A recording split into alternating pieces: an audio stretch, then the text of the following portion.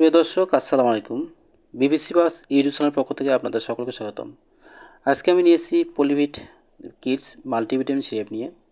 তো প্রতি 5 মিলি সিরাপে রয়েছে vitamin A, vitamin D, vitamin C, vitamin B one, vitamin B two, vitamin বি6, vitamin E, vitamin nicotinamide, vitamin cod liver oil.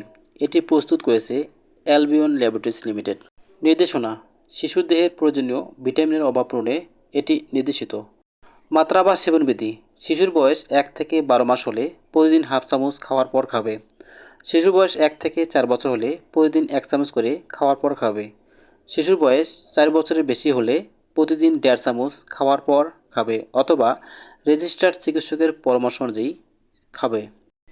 প্রতিবার সেবনের পূর্বে বোতলটি ভালো করে ঝাঁকিয়ে নিন।